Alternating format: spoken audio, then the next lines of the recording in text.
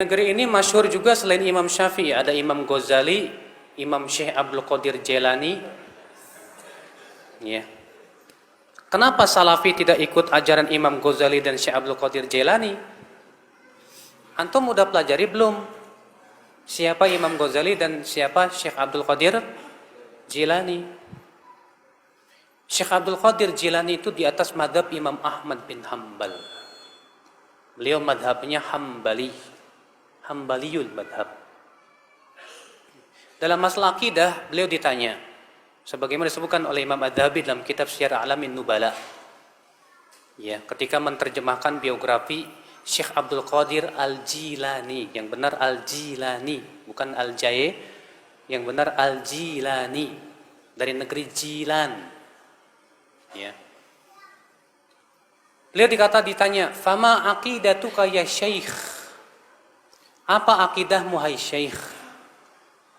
Faqala, maka beliau menjawab, "Aqidati aqidatus sahabah." Akidahku, aku ikut para sahabat. Kalau gitu antum ikut si para sahabat, jangan hanya sebatas Syekh Abdul Qadir Jilani.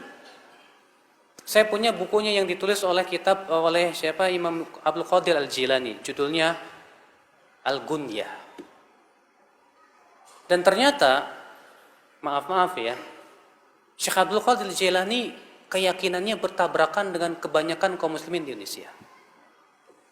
Karena kaum muslimin Indonesia banyak menisbatkan kepada akidah Asy'ariyah. Sedangkan Syekh Abdul Qadir Jailani termasuk yang membantah akidah Asy'ariyah. Di mana dalam kitab Al-Gunyah beliau berkata begini, "Wa kana Allahu ala arsyihi istawa." Dan adalah Allah bersemayam di atas arasy-Nya. Wala yuqal kama taqulul asy'ariyah, dan tidak boleh dikatakan seperti yang diucapkan oleh kaum Asy'ariyah, bi annallaha fi kulli makan, bahwasanya Allah di setiap tempat. Jelas, kalau antum enggak percaya silahkan rujuk kitab Al-Gunyah tulisan Syekh Abdul Qadir Jilani. Tegas di situ beliau mengatakan begitu. Saya pernah, Pak, maaf saya di salah satu kiai di kampung saya, dia mengkafirkan saya. Hanya saya berkeyakinan bahwa Allah bersemayam di atas arsy. Kata dia, Ustadz Badrul Salam itu kafir. Masa dia mengatakan bahwa Allah bersemayam di atas arsy? Ya. Saya bilang, kalau gitu kenapa Bapak tidak mengkafirkan Syekh Abdul Qadir Jilani? Bapak mengagungkan Syekh Abdul Qadir Jilani. Oh, itu kutub. Ya, wali itu wali. Dalam dunia tasawuf, Syekh Abdul Qadir Jilani itu disebut dengan apa? Al-Ghauth, kutub, walinya para wali, sampai derajat yang paling tinggi, Pak. Sampai disebutkan dalam manaqib Syekh Abdul Qadir Jailani, katanya Syekh Abdul Qadir Jailani menempeleng malaikat maut, ya. Hebat.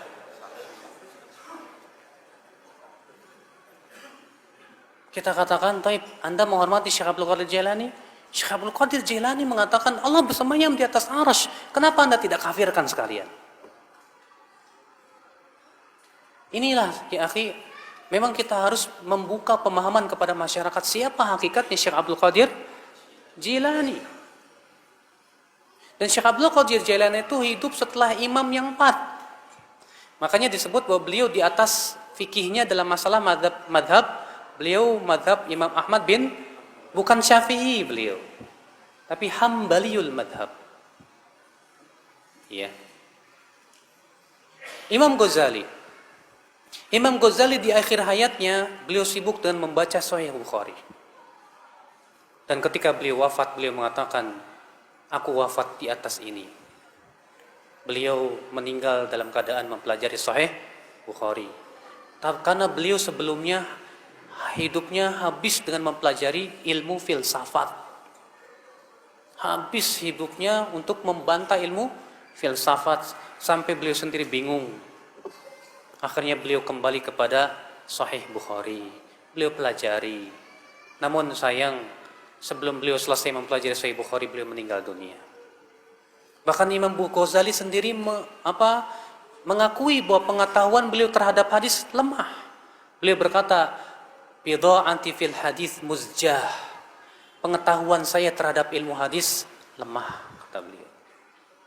Tapi kitab usul fikihnya Imam Ghazali menjadi rujukan para ulama setelahnya. Karena memang beliau cerdas sekali. Iya. Nah, sekarang Pak, Imam Ghazali manusia tidak?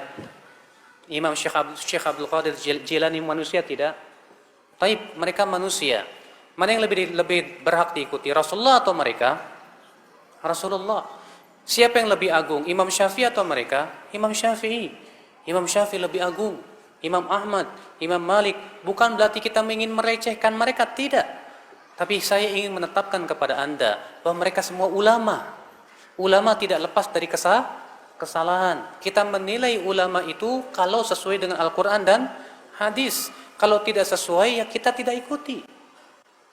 Makanya kalau Anda berkata, kenapa kamu tidak mengikuti Imam Ghazali? Saya tanya, Imam Ghazali ikut siapa? Kalau Anda berkata, Imam Ghazali ikut Al-Quran dan hadis, taib. Ya, kita pun sama-sama ikut Al-Quran dan hadis. Kalau pendapat Imam Ghazali sesuai dengan Al-Quran dan hadis, kita terima. Kalau tidak, kita tidak terima. Ya. Demikian pula Syekh Abdul Qadir Jilani. Maka itulah ya akhwal Islam, keyakinan kita terhadap para ulama. Kita hormati mereka, kita cintai para ulama, kita jadikan mereka rujukan dalam memahami Al-Quran dan hadis. Tapi kita tidak mensucikan para ulama, kita tidak mengkultuskan para ulama. Kita mengatakan mereka orang-orang yang diberikan oleh Allah kelebihan, kecerdasan. Namun kalau mereka berselisih pendapat, kita lihat mana yang paling kuat dalilnya. Kesalahan kaum muslimin, Pak, ketika terjadi perselisihan ulama, berdalil dengan pendapat ulama. Padahal kata para ulama, pendapat ulama bukan dalil untuk ulama lain. Seharusnya kalau terjadi perselisihan ulama, dalil kita Al-Quran dan hadis. Itu yang kita pakai.